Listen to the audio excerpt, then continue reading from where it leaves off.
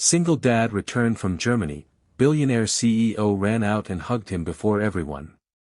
What could make a billionaire CEO run toward a single dad the moment he returned from Germany? And why would she hug him in front of everyone? Hello, everyone, and welcome back to the channel. Before we begin, if you enjoy stories about quiet dignity, unexpected connections, family, and second chances, please subscribe and turn on notifications so you never miss a new story. Thank you for spending your time with us and for continuing to support the channel. Your support truly means a great deal. And tell us in the comments, what would you think if you saw a powerful CEO suddenly hug a single dad in front of everyone? Now, let us go back to where this story truly began. Why are you packing your desk? Madeline Cross asked. Ryan Mitchell looked up from the cardboard box beside his chair, one hand resting on a dark blue coffee mug with a small chip near the handle. It was 4:46 on a gray Monday afternoon in Seattle, and the 32nd floor of Crosswell Industries was beginning to empty. Munich, Ryan said. 6 weeks. I leave Wednesday. Madeline stopped.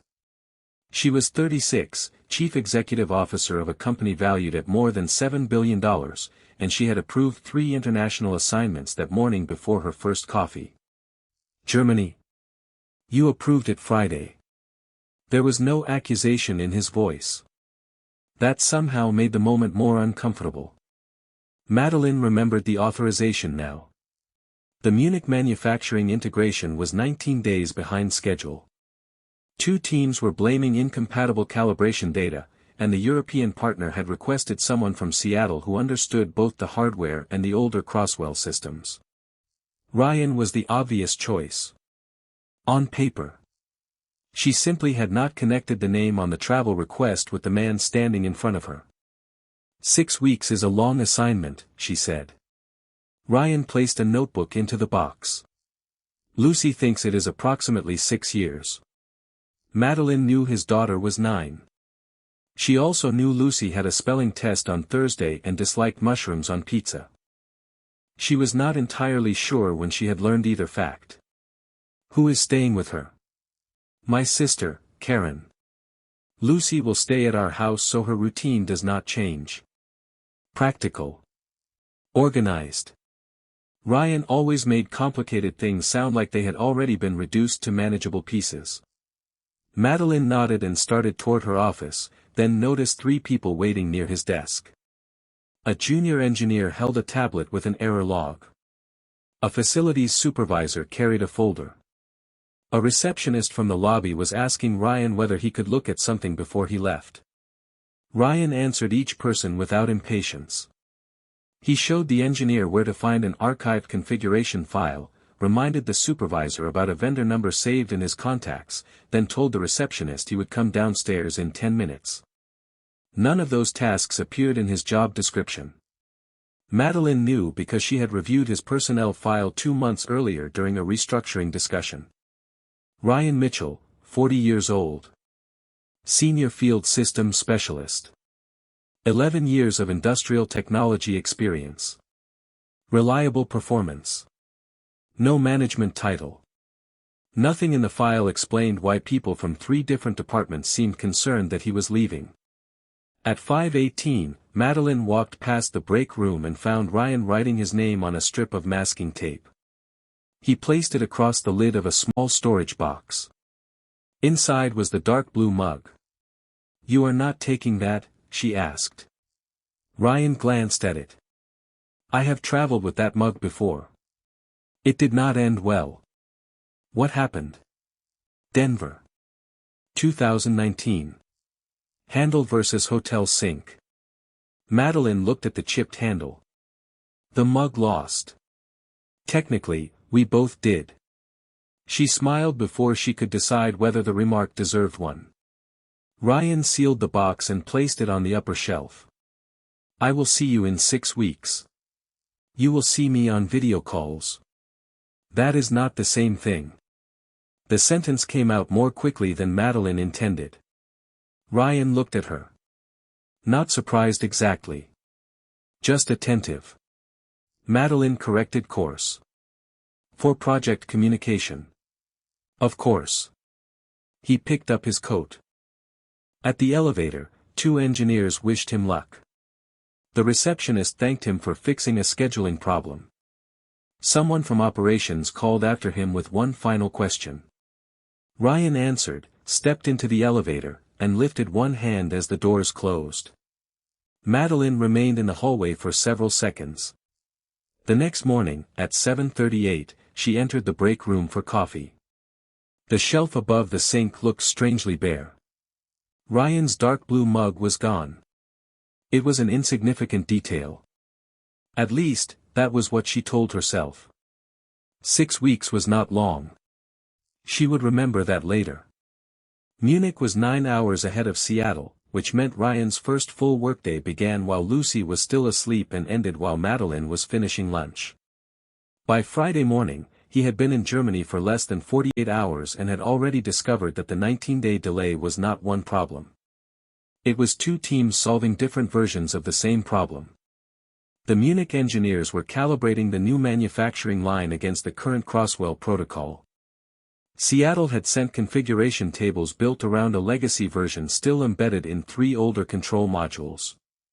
Both teams had followed their documentation correctly. The documentation simply did not agree. Ryan did not announce that discovery. He spent Thursday listening.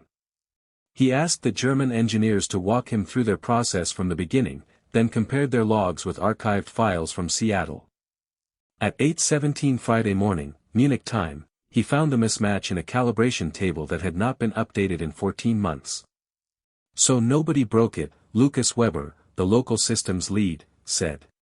Ryan looked at the 2 files on his screen. That would be convenient, but no. We built 2 correct answers to 2 different questions. By noon, the teams had a revised testing sequence. Not a miracle. Not a dramatic rescue. Just the right people finally working from the same information. Back in Seattle, the absence Ryan left behind was less technical and more difficult to measure. A junior engineer named Caleb missed a client deadline because nobody reminded him that the archived configuration library used a separate access request. Facilities spent 40 minutes locating the vendor number Ryan normally kept in his phone. At the lobby desk, Melissa Chen discovered that the scheduling problem Ryan had fixed before leaving had returned because he had corrected the symptom but had not been there long enough to show her the permanent solution. None of these problems threatened Crosswell Industries. They were small.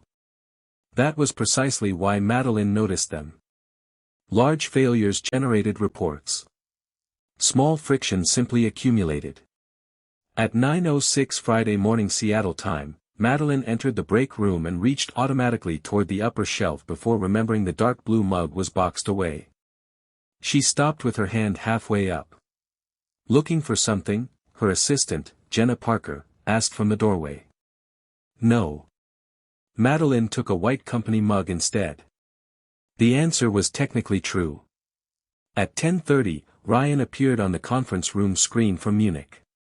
His white shirt sleeves were rolled to his forearms, and a paper cup sat beside his laptop. "You are drinking hotel coffee," Madeline said before anyone discussed the project. Ryan looked at the cup. "I have made several poor decisions this week." 2 department heads laughed. Madeline did not, although something behind her expression softened. Ryan explained the protocol mismatch in 6 minutes, assigned 3 follow-up checks, and refused credit when the operations director called it his solution. Lucas's team found half of it. Seattle found the other half. I just put the pages next to each other. The meeting ended at 10:43. Everyone disconnected except Madeline. Ryan remained on screen, waiting. Was there something else, he asked. She should have said no. Instead, she asked, how is Lucy handling it? Ryan leaned back slightly. She called at 3 this morning because she forgot the time difference. Is she all right? She wanted to know where we keep the pancake mix. Madeline smiled. Emergency resolved. Eventually. There was a pause. The project had been covered. Nothing required either of them to remain connected. Yet neither reached for the button. 6 weeks, Madeline said finally. Ryan nodded. 5 weeks and 5 days now. You are counting? Lucy is. Madeline looked toward the glass wall of the conference room, where employees moved through the Seattle office carrying on with an ordinary Friday. Of course. Ryan glanced at his watch. It is almost 8 here. I should let you get back to work. And you should eat something that is not from a hotel coffee station. That sounded almost like concern. It was operational advice. Of course. The call ended. Madeline sat alone for another moment, staring at the dark screen. Then she returned to her office. Nothing important had changed. The Munich project was improving. Crosswell was functioning. Ryan would be back in less than 6 weeks. But at 2:14 that afternoon, Madeline passed the break room again and looked at the empty shelf without meaning to. This time, she understood that she was not looking for the mug. By the second week, Madeline stopped pretending the calls were only about Munich. They still began that way. Ryan would appear on her screen at 9 in the morning Seattle time, usually with a conference room behind him and a paper cup of coffee within reach, and he would report test results, calibration changes, and the remaining schedule. Then the other people would disconnect. Somehow Ryan and Madeline rarely did. On Tuesday, the extra conversation lasted 4 minutes. On Wednesday, 11. By Thursday, neither of them mentioned that the meeting had officially ended at 9:24 and they were still talking at 9:39. You should be home, Madeline said. It is after 6 there. You are at work before 9. I own the problem. Technically, the shareholders own part of it. Madeline gave him a look. Ryan smiled. It was easier through a screen, she realized. In Seattle, there was always an office door, an employee waiting, a title standing between them. From 5,000 miles away, Ryan was simply Ryan. At 9:42, his phone vibrated. Lucy, he said. Take it.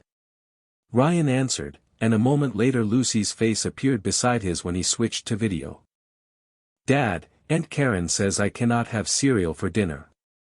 Aunt Karen is correct. She said you would say that. Lucy noticed Madeline on the laptop. Hi, Miss Cross. Hello, Lucy. How was your spelling test? Lucy blinked. You remembered. Your father mentioned it. I got 96.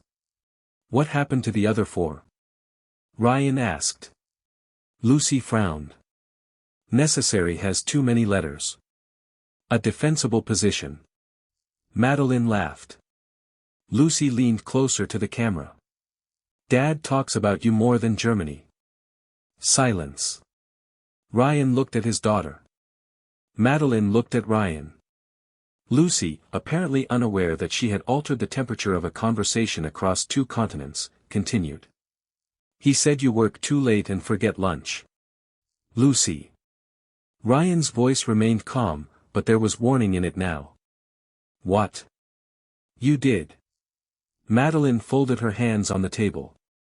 Your father seems unusually concerned with my schedule.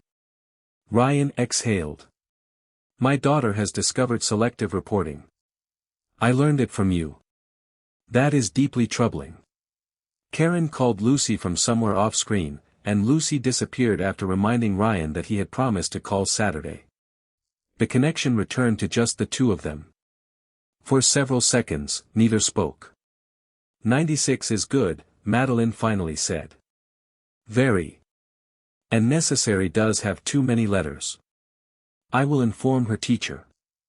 The safe subject lasted less than a minute. After the call ended, Madeline walked to a quarterly staffing review on the 28th floor. Halfway through the meeting, Caleb, the junior engineer, mentioned that Ryan had been reviewing his certification work every Friday for 6 months. Madeline had not known that. Later, Melissa from the lobby sent an email saying Ryan had called from Germany to explain the scheduling fix he had not finished before leaving. He had remembered. Nobody had asked him to. By the end of the week, Madeline began seeing a pattern she should have noticed years earlier. Ryan's value was scattered across Crosswell in pieces too small for a performance report. A question answered before it became a problem. A nervous employee steadied before a presentation. A vendor treated respectfully when nobody important was watching. A new engineer given 10 minutes that prevented 10 hours of confusion. None of it was dramatic. All of it mattered. On Friday evening, Madeline entered the break room alone. The dark blue mug was still absent from the shelf.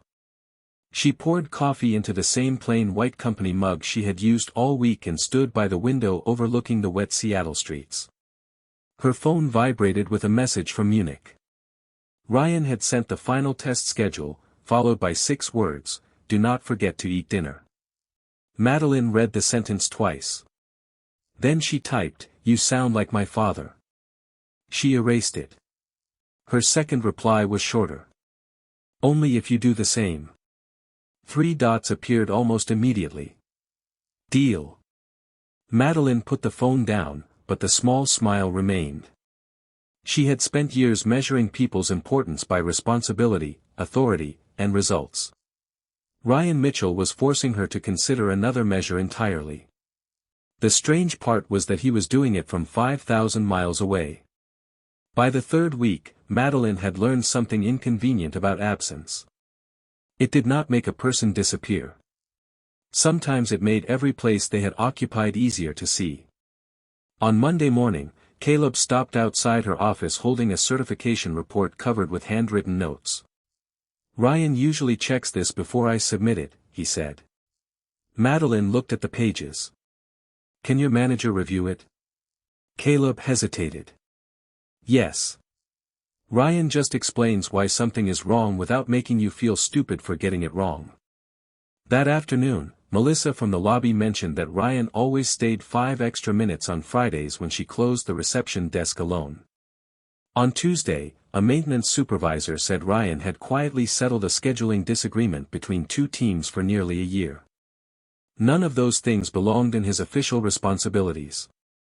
None appeared in a quarterly metric. Madeline began to understand that Ryan had been holding together small pieces of Crosswell that nobody noticed because they rarely broke. At 9:30 Wednesday morning, his face appeared on her conference screen from Munich. "You look tired," she said. "Good morning to you too. It is 6:30 in the evening there. And you know the time difference without checking now." Madeline ignored that. The project update lasted 17 minutes. Testing was ahead of the revised schedule. The German and Seattle teams were finally working from identical calibration tables. When everyone else disconnected, Ryan remained. Madeline did too. "Caleb misses you," she said. "Caleb misses free technical editing. Melissa misses you. Melissa owes me $12 from lunch. Facilities misses you." Ryan leaned back. "This is becoming emotionally overwhelming." Madeline smiled. "I am serious. So am I, $12. The humor faded naturally, leaving the quiet that had become familiar between them. "People rely on you," she said. Ryan glanced away from the camera. "People rely on each other. That is how workplaces function. You make everything sound ordinary. Most useful things are ordinary." Madeline looked at him for a moment longer than necessary. "Do you ever get tired of being the person everyone calls?" Ryan considered the question. "Sometimes." "Then why keep answering?" "Because somebody answered when I needed it." He did not explain further, and Madeline did not push. At that moment, his phone lit up beside the laptop. Lucy's name appeared on the screen. Ryan smiled before answering, and Madeline noticed how quickly his entire expression changed. "Hey, kiddo." Lucy had forgotten that Germany was 9 hours ahead again. She wanted help choosing a topic for a school presentation. Ryan listened while she debated volcanoes, whales, and the history of chocolate.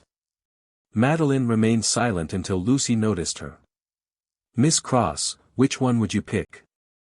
Chocolate, Madeline said. Finally, responsible leadership, Ryan replied. Lucy laughed.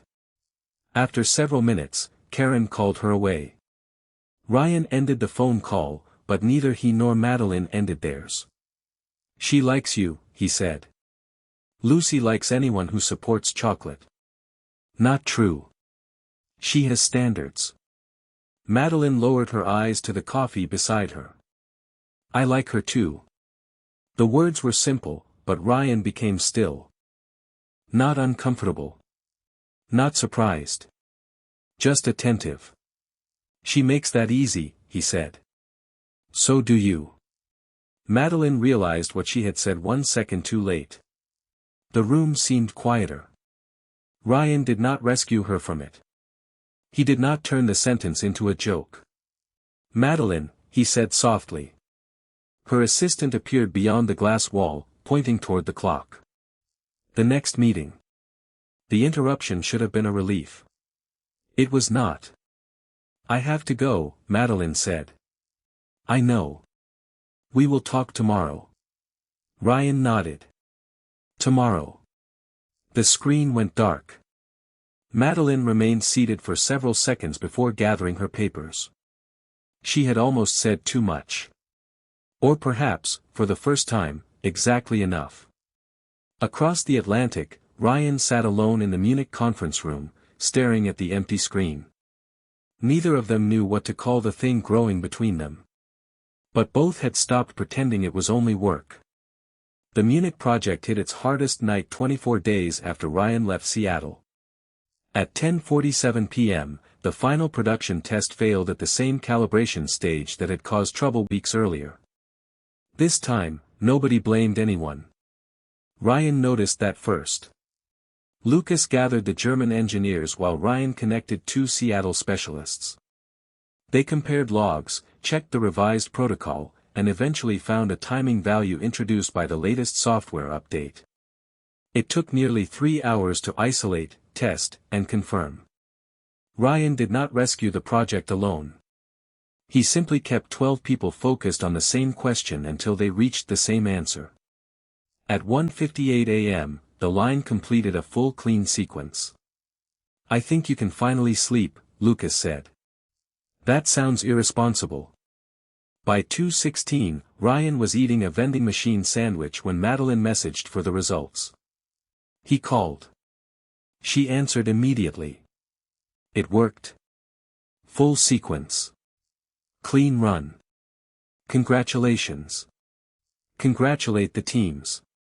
I mostly drank bad coffee. Madeline noticed the time.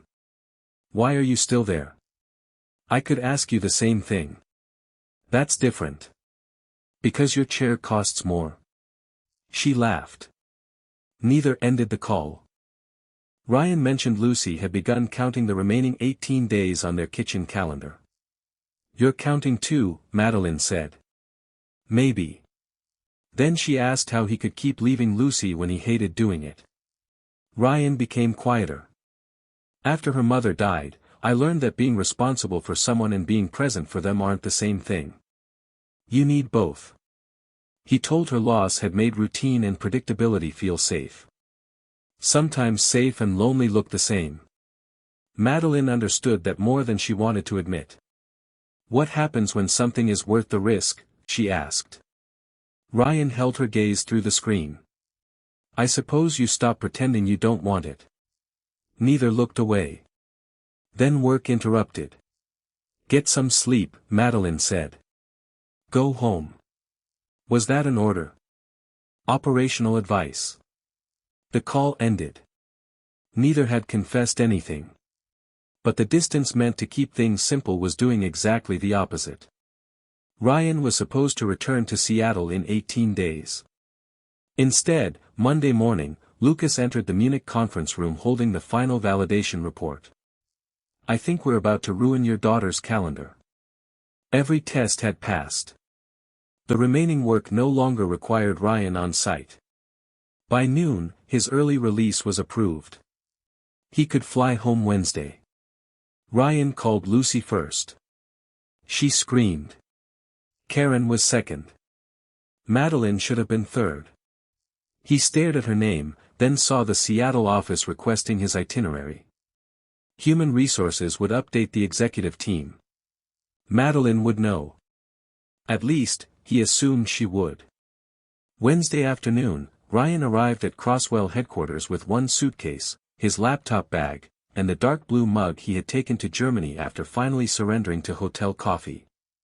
Melissa spotted him first. "Ryan? Please tell me my badge still works." Within seconds, Caleb and several employees surrounded him. Upstairs, Jenna stepped into Madeline's office. "Ryan Mitchell is downstairs." Madeline looked up. "Today?" The travel notice had arrived yesterday, buried among meetings and unread messages. She walked to the glass wall and saw him 32 floors below. Dark jacket. Suitcase. Laughing with Caleb. He was home. Madeline moved before she could think. "Your 4 o'clock meeting," Jenna called. "Move it." The elevator felt too slow. At the 14th floor, Madeline took the stairs. By the time she reached the lobby, she was breathing hard. People noticed. Madeline Cross did not run through her own company. Ryan turned when the room grew quiet. "Madeline?" She crossed the marble floor without slowing. Then, in front of employees, executives, clients, and anyone else watching, she wrapped her arms around him.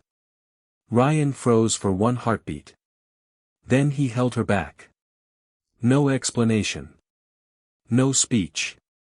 For 3 seconds, the CEO who measured everything in schedules, forecasts, and consequences forgot there was anyone else in the building.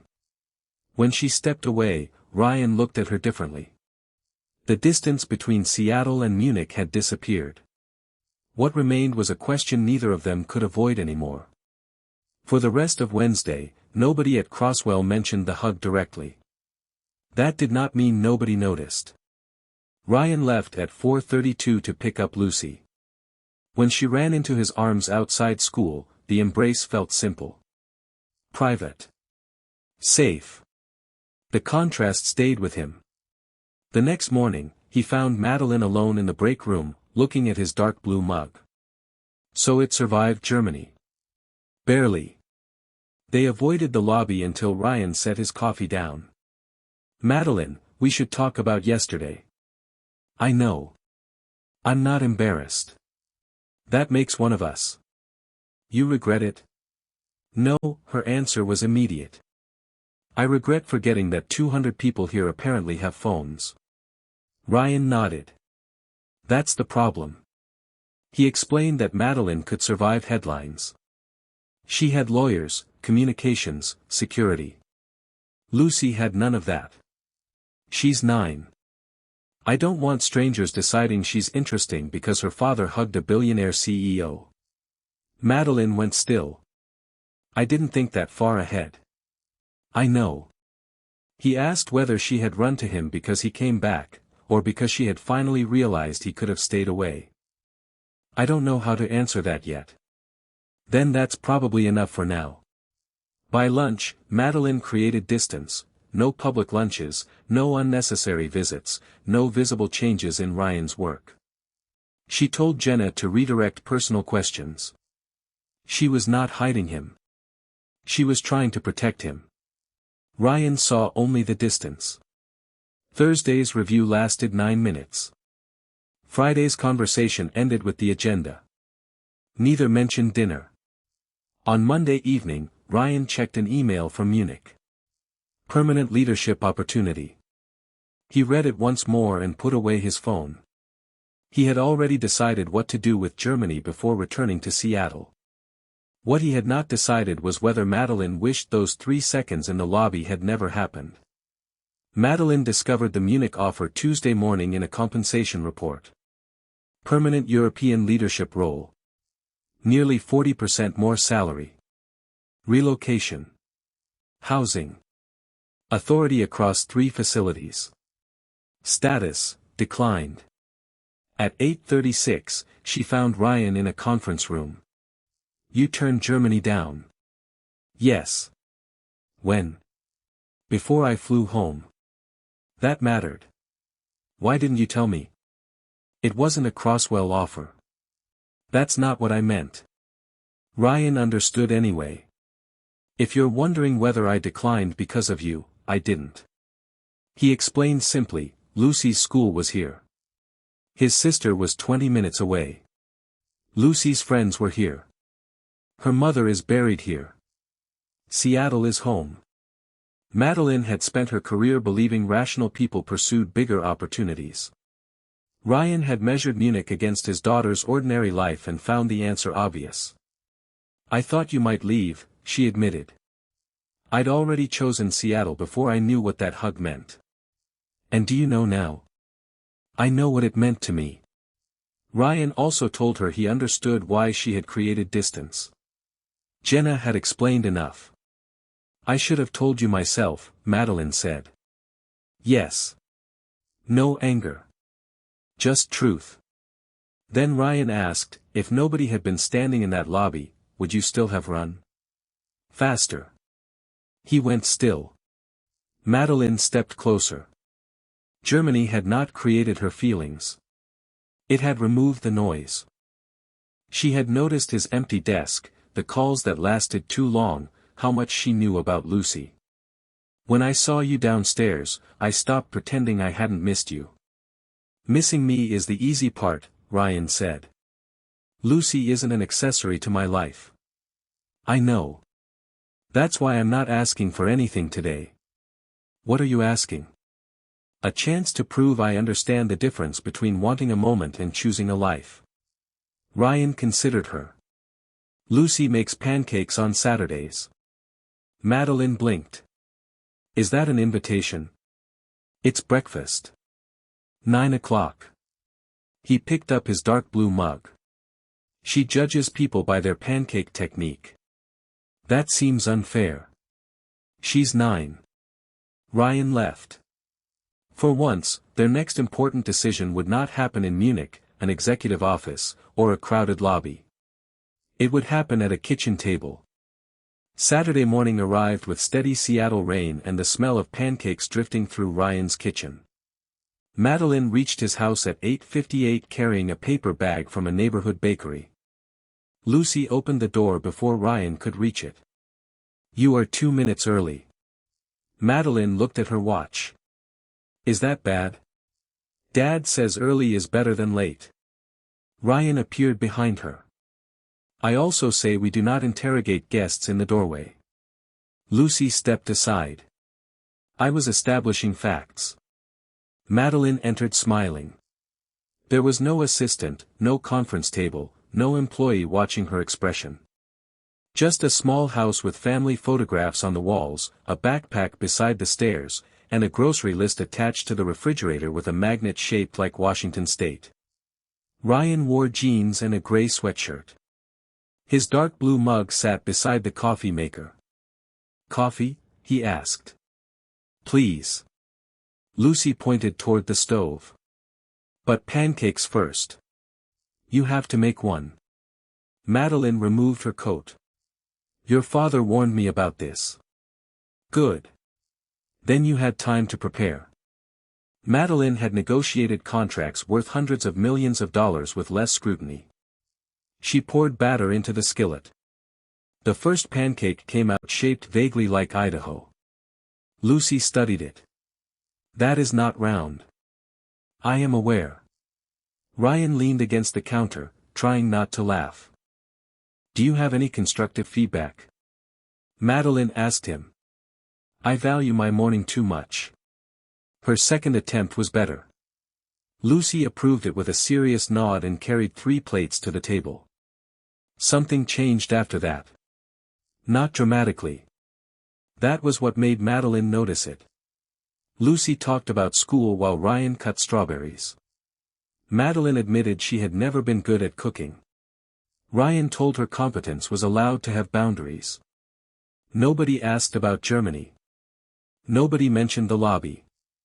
For almost 40 minutes, Madeline Cross was not responsible for $7 billion, thousands of employees, or the next quarterly forecast. She was responsible for keeping pancake batter off the floor. She liked the assignment. When breakfast was ready, Lucy opened the cabinet and took down 3 mugs. One had yellow stars. One was plain white. The third was Ryan's dark blue mug. She placed the blue one in front of him, the yellow one at her seat, and the white one in front of Madeline. Then she sat down as though 3 mugs on the table had always been normal. Ryan noticed. So did Madeline. Neither said anything. After breakfast, Lucy went upstairs to find a science book she wanted to show Madeline. The kitchen became quiet. Ryan stood beside the sink, rinsing plates. "She likes you," he said. Madeline looked toward the stairs. "I like her. That matters more than whether you like me." "I know." Ryan turned off the water. Madeline met his eyes. "I meant what I said Tuesday. I am not asking you to promise anything." "Good. But I am done pretending I do not want to be here." Ryan looked at the 3 mugs on the table. "That makes 2 of us."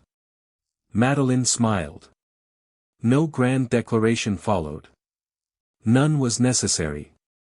When Lucy returned, she pulled out the chair beside Madeline and opened her science book between them. Ryan poured more coffee.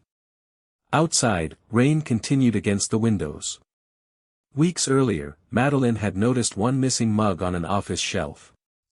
Now there were 3 on a kitchen table. The crowded lobby had revealed what she felt. This quiet breakfast revealed what she was willing to choose. YouTube's recommendation algorithm has become remarkably good at predicting what viewers may want to watch next. It uses artificial intelligence and viewing behavior to understand the kinds of stories that hold your attention, and the video appearing on your screen right now is the one YouTube thinks you may enjoy next. The recommendation can be different for every person watching because it is based on individual interests and viewing patterns. Take a look at the video on your screen and see whether the algorithm chose the right story for you.